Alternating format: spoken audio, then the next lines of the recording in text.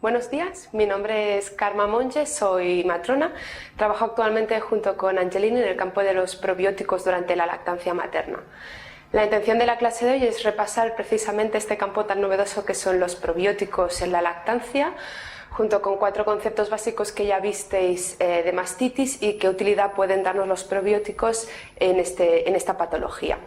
Me gusta empezar siempre asentando conocimientos. Los probióticos es un campo que está muy extendido actualmente, ha sufrido un pequeño boom en los años recientes, pero no es un campo nuevo. El primer probiótico comercializado data del año 1917. De hecho, a mitad del siglo XX, la OMS decidió establecer una cierta normativa y empezó definiendo los probióticos, como veis aquí en esta diapositiva, que son microorganismos vivos, normalmente bacterias o levaduras, que cuando se ingieren en una cantidad concreta ofrecen un beneficio para nuestro organismo y para nuestra salud. Los probióticos, la palabra probiótico no se escoge tampoco al azar, precisamente. Si os fijáis, probiótico está en contraposición directa con antibiótico. Un poquito la función es destacar la diferencia en el mecanismo de acción de ambos productos. Es importante también diferenciar los probióticos de los prebióticos, que a veces se confunden. Los prebióticos no son sustancias vivas, normalmente son alimentos como los hidratos de carbono que permiten que los probióticos y otras bacterias comensales de nuestro organismo desarrollen bien su función. Otro aspecto a tener en cuenta cuando estamos hablando de probióticos es la importancia de la cepa. Cuando un beneficio se ha estudiado en una cepa en concreto, no puede extrapolarse a otras cepas de la misma especie, como sucede con otros productos y con otros medicamentos. Para poneros un ejemplo, para que se vea bien claro, os pondremos el ejemplo de la Escherichia coli. La Escherichia coli es una bacteria conocida, es una bacteria que habitualmente es comensal en el intestino de las personas, nos ayuda en distintos procesos digestivos. Sin embargo, hay algunas cepas de esta bacteria que son muy patogénicas, producen infecciones muy graves e incluso septicemias.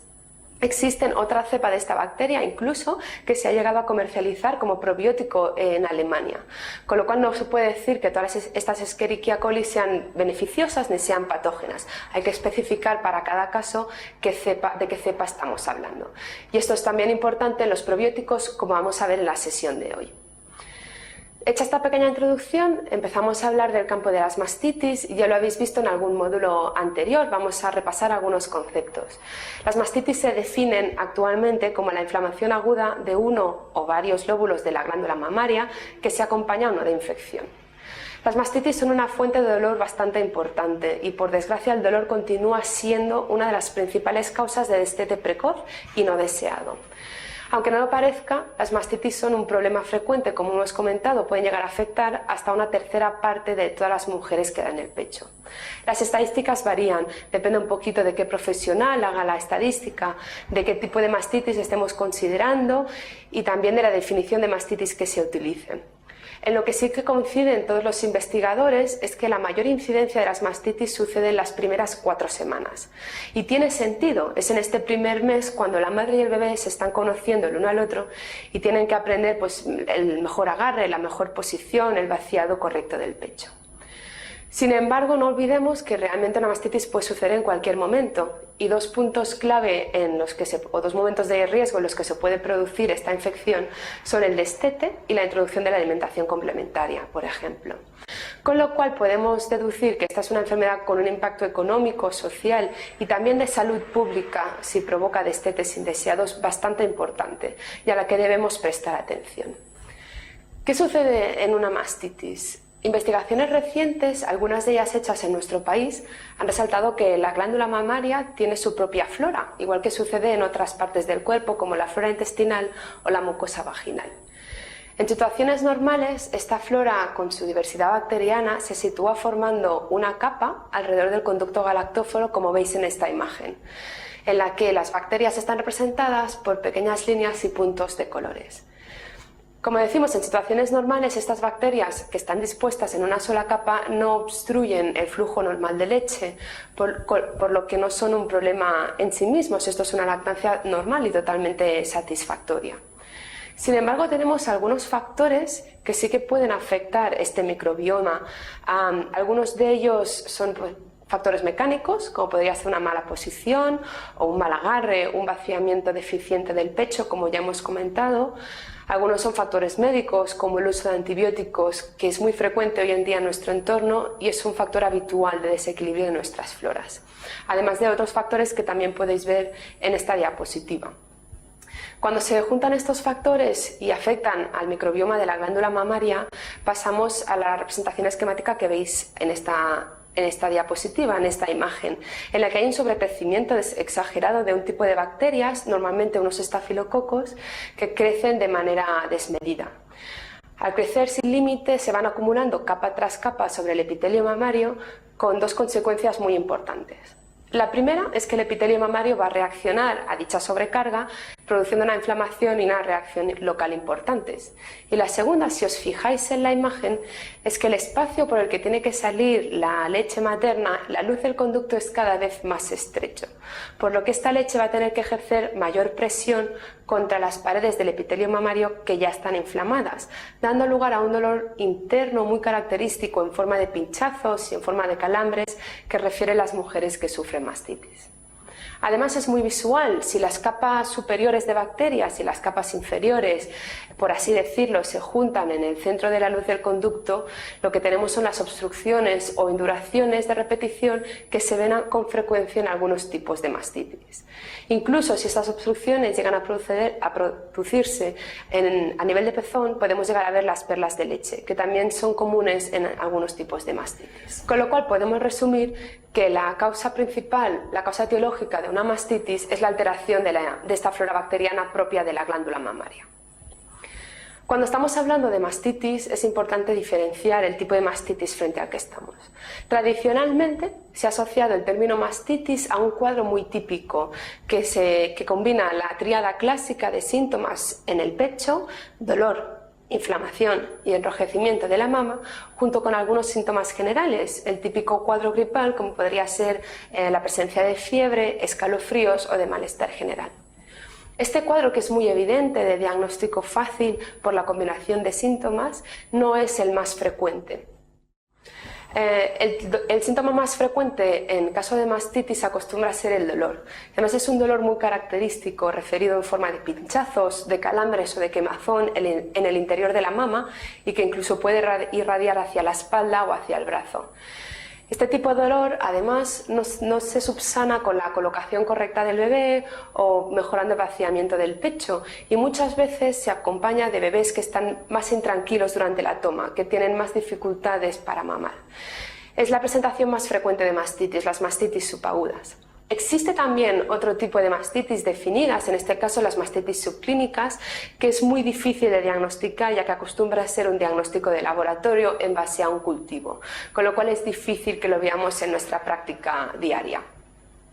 Con estos conceptos sobre mastitis claros nos adentramos ahora en las recomendaciones de tratamiento. En base a los estudios realizados por este equipo de investigación en Madrid, vemos que el porcentaje de mastitis que se cura completamente con antibioterapia acostumbra a ser bajo. En parte porque cada vez más las bacterias en nuestro entorno son resistentes a los antibióticos y por la coexistencia de cepas que tienen sensibilidades distintas a los mismos antibióticos. Otro factor importante en la tasa de recidivas es la capacidad de algunas bacterias de formar biofilms. Este es un sistema de protección de algunas bacterias por el cual se recubren de una capa de exopolidosacáridos dentro de los cuales se produce aglomeración bacteriana y los antibióticos tienen gran dificultad para penetrar.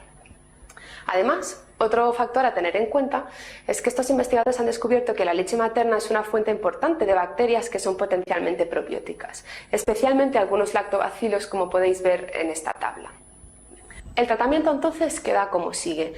En el caso de una mastitis aguda, cuyo agente etiológico acostumbra a ser un Staphylococcus aureus, es importante que sigamos las recomendaciones y protocolos nacionales en cuanto al tratamiento con antibióticos.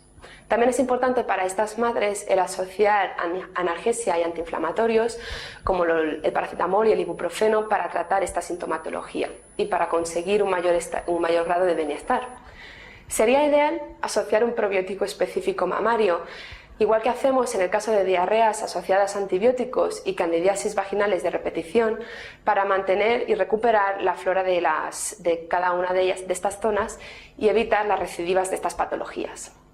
En el caso de mastitis subagudas y mastitis subclínicas, en los que los agentes etiológicos han cambiado, si os fijáis, acostumbran a ser Staphylococcus epidermidis o algunas cepas de streptococos, la línea de tratamiento también se modifica, y esto es en parte por la diferencia en el mecanismo de acción de probióticos y antibióticos. Como hemos comentado al principio, los antibióticos tienen una acción de ataque, de matar, lisar la bacteria causal, mientras que los probióticos trabajan por competición exclusiva, recuperando poco a poco el nicho ecológico que ha sido ocupado por una especie patógena, con lo cual acostumbran a tener mayor efectividad frente a especies que causan biofilms, como sería en este caso el Staphylococcus epidermidis.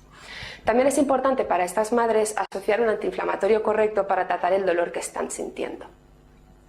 Todo este tratamiento farmacológico, no olvidéis, debe ir acompañado de las medidas físicas que ya visteis en módulos anteriores, en especial asegurar un buen agarre del bebé para evitar grietas y lesiones del pezón y sobre todo conseguir un vaciado efectivo y frecuente de la mama. ¿De dónde salen estas recomendaciones de tratamiento? Me gustaría repasar con vosotros los dos estudios principales que se han hecho en el campo de los probióticos y la lactancia materna. Este primer estudio que veis aquí expuesto es del año 2010 por el equipo de Juan Miguel Rodríguez en la Universidad Complutense de Madrid. En este estudio se escogían mujeres que tuvieran mastitis severas en función de los recuentos bacterianos, de los recuentos leucocitarios y del dolor que sufriera esta mujer, y se dividían en 3 grupos. 2 de ellos tomaban un probiótico específico mamario, el Lactobacillus fermentum o el Lactobacillus salivarius, y el otro, el grupo control, tomaba el antibiótico que fuera habitual en cada uno de los centros. La intervención se realizaba durante 3 semanas, pero tenía un punto de control a los 3 meses para controlar y seguir la evolución de estas mujeres. Y las variables principales que se estudiaban, como veis, era la carga de bacterias en leche materna y el dolor asociado a dicha carga, el abandono de la lactancia y la tasa recidiva de mastitis. Como veis ahora, los resultados fueron bastante interesantes.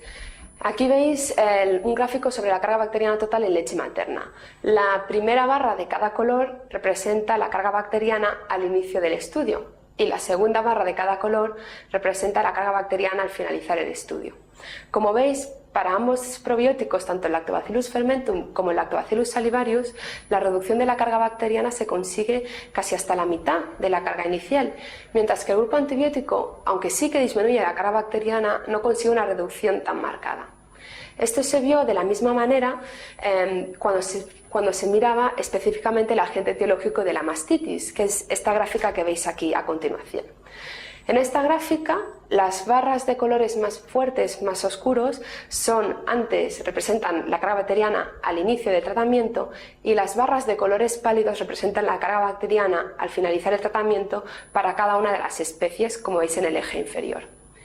Si os fijáis, ambos lactobacilos, de nuevo, el Lactobacillus fermentum y el Lactobacillus salivarius, consiguen una reducción más marcada en cada una de las especies que el antibiótico, que aunque también consigue reducir la carga, se queda un poquito a medio camino, para que nos entendamos. ¿Qué importancia tiene la reducción de la carga bacteriana en nuestra práctica clínica para los profesionales sanitarios?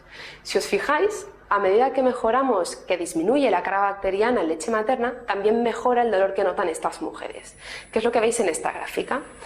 Al principio del estudio, en el primer día, los 3 grupos de mujeres referían un dolor de alrededor de 2, que se equiparaba con mucho dolor. Al finalizar el estudio, las mujeres que tomaban Lactobacillus fermentum y Lactobacillus salivarius conseguían mejorar en su dolor hasta la zona de confort, alrededor de un 9. Mientras que las mujeres que tomaban antibiótico, aunque también mejoraron, no consiguieron una mejoría tan marcada, quedándose alrededor del 6. Hubo además un pequeño porcentaje de mujeres que no llegó a mejorar en el dolor que notaban durante las 3 semanas de tratamiento, con lo cual, a los 3 meses, cuando se las fue a hacer el punto de seguimiento, se les fue a preguntar cómo continuaban, un porcentaje reducido de mujeres que tomaron el antibiótico tuvieron que abandonar la lactancia, alrededor del 10%. Mientras que las mujeres en los grupos que tomaban los probióticos, tanto el fermentum como el salivarius, no hubo ningún abandono de la lactancia provocado por este dolor que notaban debido a la mastitis.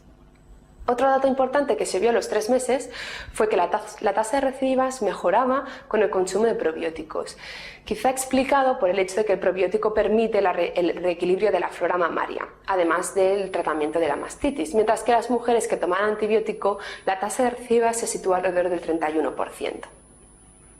Con lo cual, las conclusiones de estos investigadores fueron que la administración de un probiótico específico, también del Lactobacillus fermentum, reduce de forma eficiente la carga bacteriana en leche de mujeres que tienen mastitis, mejorando también significativamente los síntomas de dolor de estas mujeres y disminuyendo el porcentaje de recidiva de mastitis y de abandono de lactancia. Una vez finalizado este estudio, se realizó otro en el año 2014, en este caso en base a Granada, por el equipo de Maldonado Lobón, que evaluaba la eficacia de los probióticos en mujeres que tenían pequeños síntomas o primeros síntomas de mastitis o incluso mastitis subagudas. Si os fijáis, en los criterios de inclusión era importante los recuentos bacterianos elevados sin la presencia de fiebre, pero sí de dolor importante en el pecho. En este caso, en este estudio, las mujeres se dividieron en 4 grupos. El primer grupo el grupo control tomaba un placebo y el resto de mujeres en los otros 3 grupos tomaban distintas dosificaciones del Lactobacillus fermentum. Se escogió este lactobacilo precisamente por demostrar mayor estabilidad que el Lactobacillus salivarius, que también se había estudiado en el anterior estudio, como hemos visto. De nuevo, el estudio duraba 3 semanas, 21 días, en este caso con puntos de control semanales, y las variables eran muy parecidas a las variables de estudio de la anterior investigación. Como podéis ver en esta imagen, los resultados también fueron muy interesantes. Las mujeres que tomaban probióticos, representados en las líneas roja, lila y verde, conseguían disminuir la carga bacteriana de manera muy significativa respecto al control y respecto al inicio del estudio en el primer día. Y esto de nuevo tiene su importancia cuando preguntamos a las mujeres qué dolor tienen. Igual que se vio en el estudio anterior, a medida que disminuye la carga bacteriana, las mujeres mejoran en el dolor que notan. En este caso, un dato interesante que se descubrió en este estudio, en el primer punto de control, a la primera semana, las mujeres ya referían una mejoría bastante importante y significativa en el dolor que notaban. Otro dato curioso, si os fijáis en esta gráfica, a las 3 semanas, al día 21, la efectividad de las 3 dosificaciones del probiótico del Lactobacillus fermentum era la misma, es decir, no con aumentar la dosis, la concentración de bacterias que tomaba la mujer se conseguía mayor efecto, y esto se ha visto también para otras cepas de otros probióticos. Estos resultados se vieron también, se repitieron en esta otra escala de dolor que se les pasó a las mujeres, que es un poco más completa que la simple escala EVA, analógica de dolor visual, en que pregunta a las mujeres cómo se sienten y cómo llevan el dolor acumulado. Como veis, en los 4 parámetros que evalúa esta escala, en 3 de ellos los probióticos fueron significativamente mejores que el grupo control, sin diferencias destacables entre las distintas dosificaciones que tomaban las mujeres. Con lo cual, este estudio permitió concluir que la toma de Lactobacillus fermentum de esta cepa, de la CFT5716, reduce significativamente los niveles de estafilococos en leche materna, reduciendo también la sensación de dolor, y ahora sabemos que desde la primera semana. Además, también hemos visto que la dosis menor, de 3 por 10 a la 9 unidades formadoras de colonias al día, es igual de efectiva clínicamente que dosis mayores. Con todos estos datos que os acabo de facilitar, podemos repasar la posología recomendada del Lactobacillus fermentum CFT5716. Esta bacteria es una bacteria probiótica que se aisló específicamente de leche materna y se ha estudiado en cuanto a seguridad y eficacia para tratamiento de mastitis. Como veis, es importante tener en cuenta el tipo de mastitis que estamos tratando. Frente a una mastitis aguda o en aquellas mujeres que vayan a tener que tomar tratamiento antibiótico, lo ideal es solapar 3 días antes de finalizar la antibioterapia el tratamiento probiótico. Es decir, si una mujer va a estar tomando antibiótico durante 14 días, en los días 12, 13 y 14, iniciar la toma de probiótico a una dosis mayor que la habitual, 3 cápsulas al día repartidas cada 8 horas, para compensar por la posible interacción probiótico-antibiótico. Es muy importante también recordarle a la mujer que debe dejar 4 horas entre la ingesta de la cápsula de antibiótico y la ingesta de cápsula de probiótico, para disminuir así dicha interacción. Una vez finalizados estos 3 días de solape, se puede ir disminuyendo progresivamente la dosis de probiótico hasta llegar a la dosis recomendada de una cápsula al día de Lactobacillus fermentum durante o hasta la remisión de la mastitis. En el caso de mujeres que estén sufriendo síntomas iniciales de mastitis o una mastitis subaguda, se puede realizar una dosis de ataque con una cápsula de Lactobacillus fermentum cada 12 horas hasta la mejoría de los síntomas que notaba esta mujer y a partir de entonces disminuir dicha dosis hasta una cápsula al día y hasta la remisión de la mastitis. En ambos casos es importante tomar la ingesta del probiótico junto con un lácteo frío y mejor por las noches antes de acostarse para mejorar la absorción, de la misma manera que se realiza con otros probióticos. Esta cepa de Lactobacillus fermentum que estamos comentando, Lactobacillus fermentum CDCP 5716, es un probiótico específico mamario y actualmente el único que está comercializado en España bajo el nombre de Lactanza Hereditum y desde enero de 2014. Actualmente se están realizando también algunos estudios en prevención cuyos resultados parecen ser muy prometedores en mujeres con factores de riesgo y que podréis consultar más adelante en la página web www.lactanciasindolor.com. Os facilitamos también un email de contacto para que podáis buscar más información tanto en la página web como a través de nosotros como a través de nuestras redes sociales. Y os agradecemos la atención que nos habéis prestado hasta ahora. Muchas gracias.